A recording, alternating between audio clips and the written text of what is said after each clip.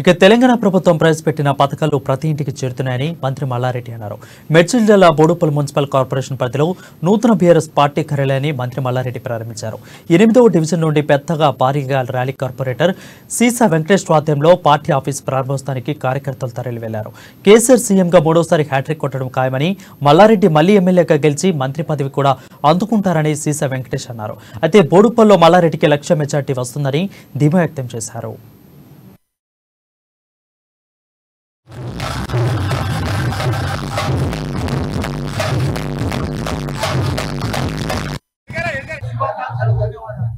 ఏది ఏమైనా మన బోడుప్పల్ గడ్డ బీఆర్ఎస్ అడ్డా రకరకాలు మాట్లాడుతున్నారు.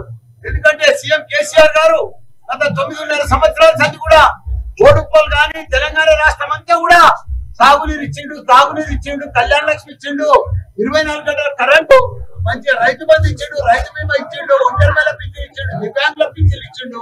ఇవన్నీ కూడా దేశంలో ఎక్కడ లేని విధంగా మన సీఎం కేసీఆర్ గారు కూడా కొత్త మేనిఫెస్టోలో ఈ రోజు మనం చూస్తా ఉన్నాం. 400కే గ్యాస్ సిలిండర్ ఇస్తా ఉన్నాం. అదే మాదిరిగా 3,000 రూపాయలు మహిళలకు వృద్ధి కింద బీమా కింద 3,000 రూపాయలు కూడా ఇవ్వబోతున్నాడు. అదే మాదిరిగా ఈ రోజు మన రాష్ట్ర ముఖ్యమంత్రి కేసీఆర్ ఆధ్వర్యంలో ఈ రోజు మా చామకూర మల్లారెడ్డి ఆధ్వర్యంలో బీఆర్ఎస్ పార్టీ బోడుప్పల్లో ఈ రోజు అమలు జరుగుతుంది. కాబట్టి పెద్ద ఎత్తున సంఖ్యలో అన్ని డివిజన్ అందరూ పెద్ద ఎత్తున ప్రజలు తరలి వస్తున్నారు. మన 1 లక్ష ఓట్ల మెజారిటీతో మా చామకూర మల్లారెడ్డి గారు 100% విన్ను, 100% విక్టరీ ఈ సందర్భంగా తెలియజేస్తున్నాను. ఈ రోజు ఇనాగ్రేషన్ అంటే పార్టీని